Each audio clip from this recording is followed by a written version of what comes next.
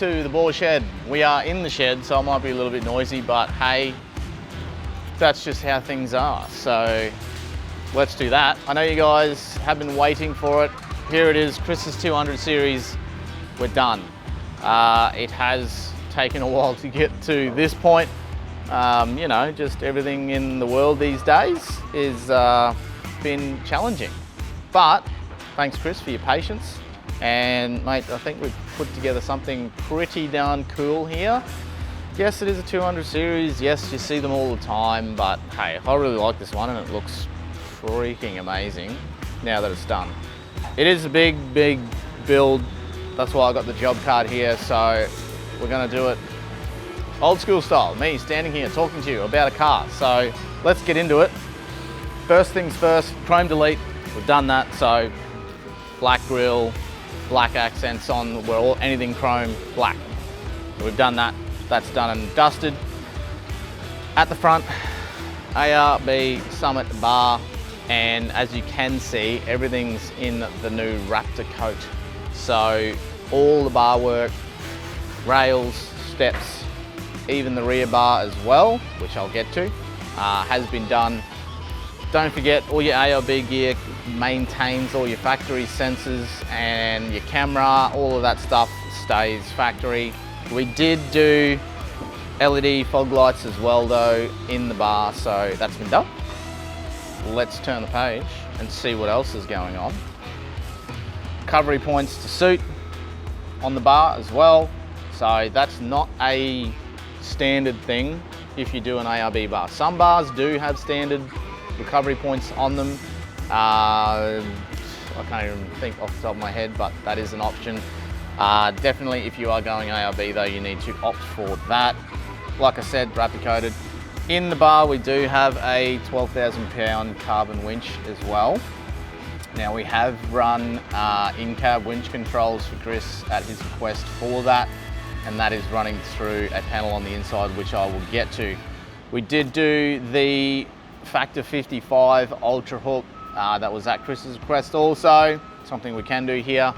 Cool tip for you though on those things, if you want it in a specific color, you can get it.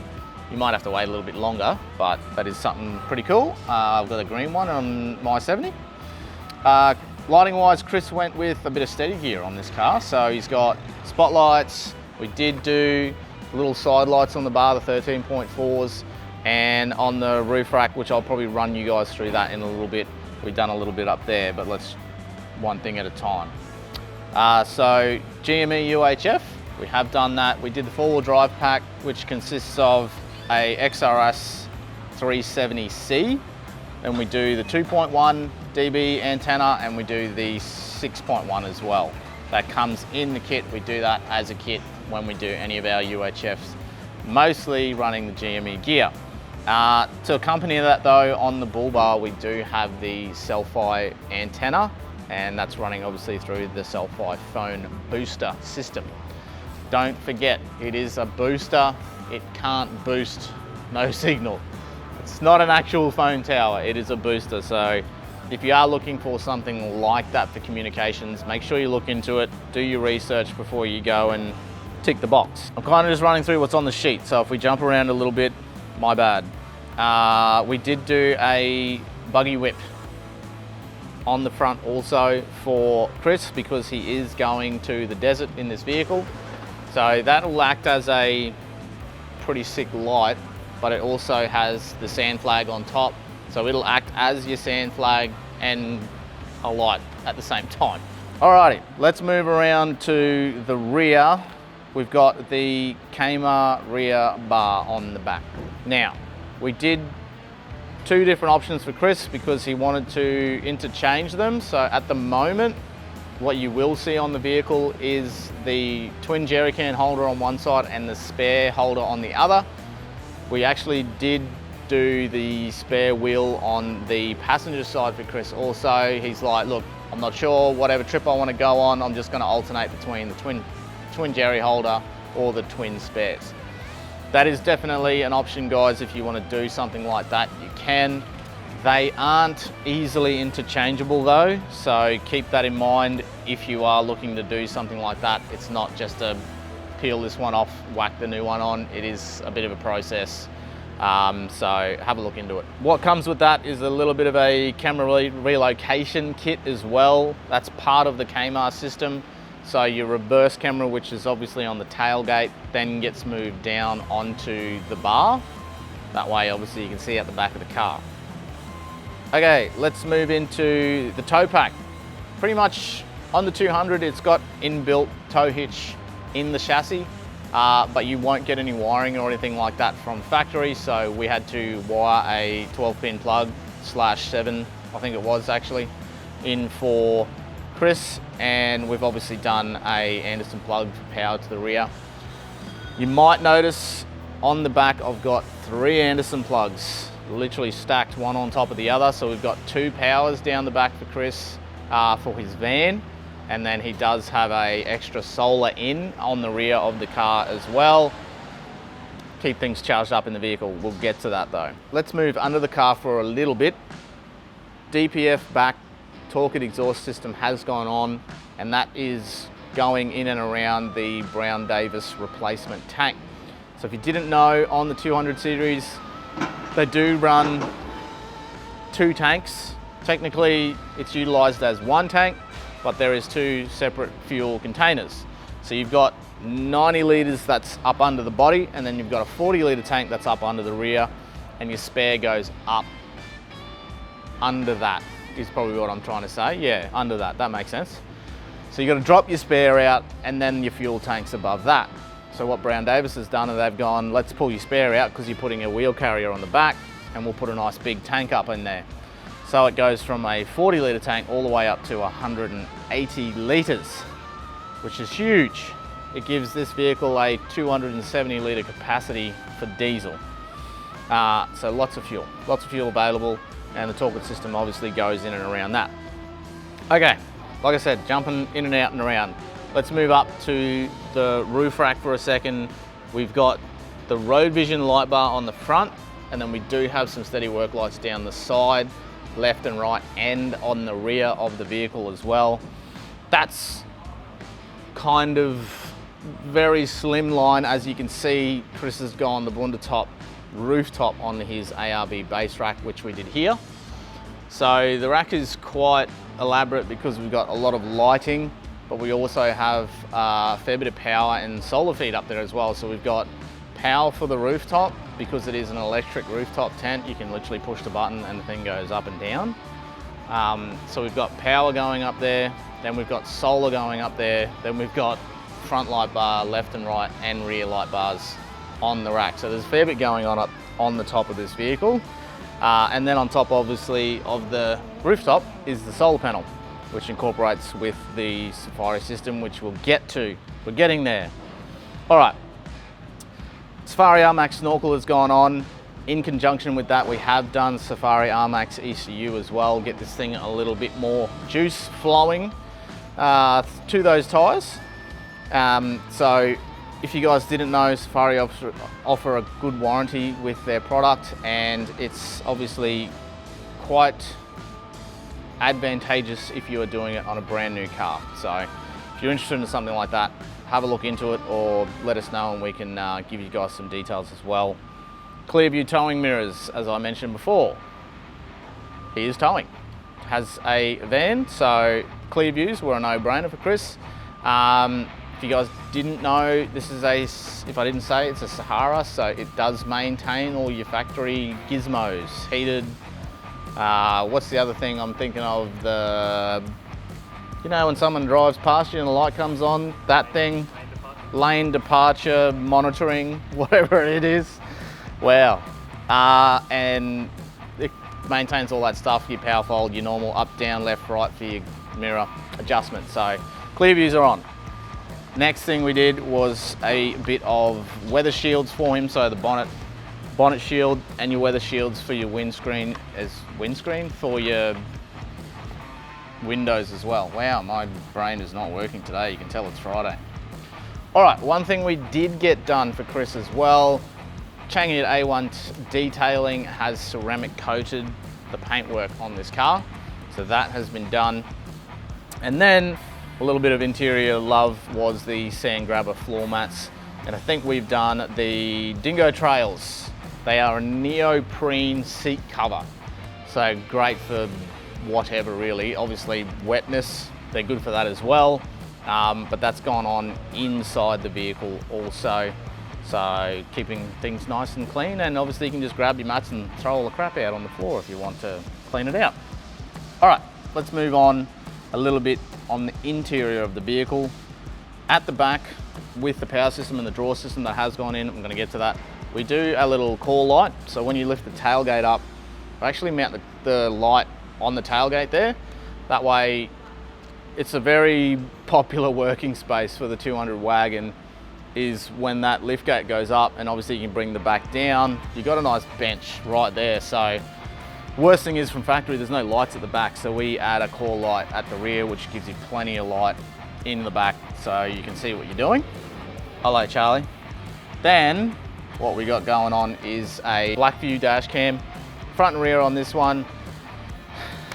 Insurance, basically. That's a good thing about dash cam. If you haven't looked into them, have a look at the Blackview.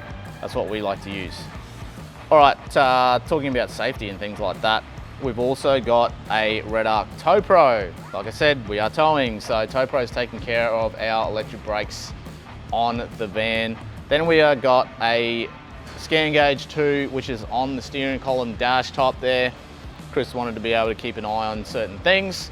If you haven't had anything to do with the scan gauges, again, have a look into them. They do engine monitoring. So most of your inputs, it'll go through your OBD plug, OBD2 plug. If you don't know what your OBD2 plug is, that's basically the standard for vehicles since 2000 and something. Can't remember when they implemented it for manufacturers. So that's where your Toyota or your Mazda or whatever will plug in their scan tool, and basically that'll talk to the car.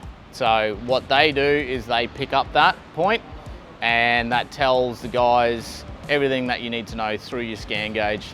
So it's basically like putting a, boost gauge or EGT gauge on your dash, except you just plug it into your OBD plug. So most of your modern day vehicles, you can pick up that type of stuff off it. Twin compressor, ARB twin compressor has gone in the back of the vehicle, in behind the paneling. So space is of a premium in this car, as you'll probably see as we go on. So twin compressor has gone in there. And then Chris did get a ARB air lockers front and rear.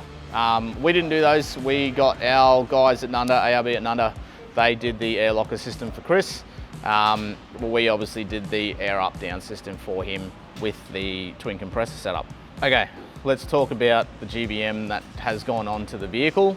So as you guys know, we fit JMACX here in-house, so obviously Chris has gone for the big boy system, which is the 4200 setup, maintaining your 3.5 ton tow, which means front strut assemblies, rear shocks, coils. We added airbags to this system as well. Diff drop in the front. This is utilizing the JMACX Alphas as well. And he has gone the whole hog with the electronic adjustment, in-cab electronic adjustment. Let me tell you, that in-cab electronic adjustment is something different. Very, very cool bit of equipment, a very, very cool bit of tech. So if you want to know a bit more about that, put it in the comments below. We might do a little video rundown on the electronic system, how it works and what it does. All right, in conjunction with the GVM, we obviously need to run a load rated rim and tire setup. So we got Maxxis Razor mud terrains on, and we're running the PCOR rims to suit. I'm gonna brush over the power system, but to kind of keep that charge going on, we do have the rapid power alternator. So this is the fully sealed system, which is 200 amps in the vehicle, and that is helping us charge the system in the rear of the vehicle, which I will get to. We've got the ERPS 6 coupler system in it, so that is the electronic rust preventive system on the vehicle. Everyone's got different ideas about rust prevention, so I won't go too much into that, but we have done that for Chris on this. Under bonnet, we do have the PWR fan kit on top of the cooler for him as well. Great product for the intercooler, especially on the 200 and the 70 series. It's pretty much the same thing, the shrouds, I think, because the coolers are actually the same. So it's basically identical between the 70 and the 200. Great kit for keeping your intake air temps down. A little bit more under the car, diff breathers as well. That's been done as a added extra also. In-cab controls for the airbags, that's also been done. I keep telling you, but I am going to run you through how we're controlling all that, so hold your horses, I'm getting there. The Direction Plus kit has gone in, so the pre-line and the Provent system. We had to get a bit creative with the Provent, which you'll probably see in a bit of footage coming up, where the location of that is, just because of the orientation of the engine bay, but I'm sure you guys will see that in a second. Pre-line filter, as I said, pre-line.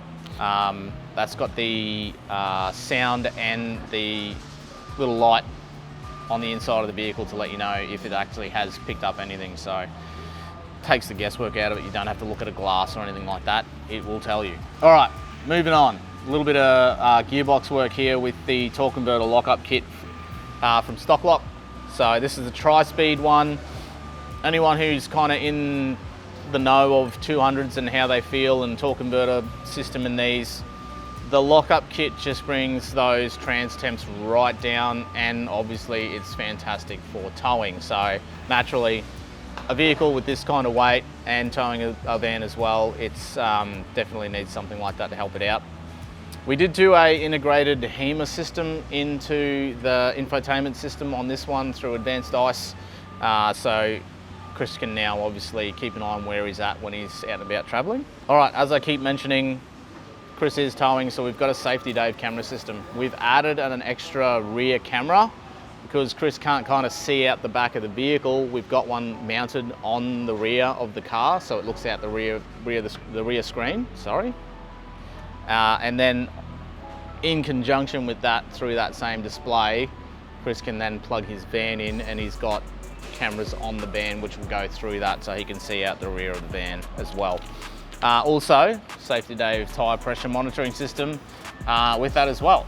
And that is a 10 piece, I think it is. So you can keep an eye on your car and your van, whatever you're towing as well, and a couple of spares also.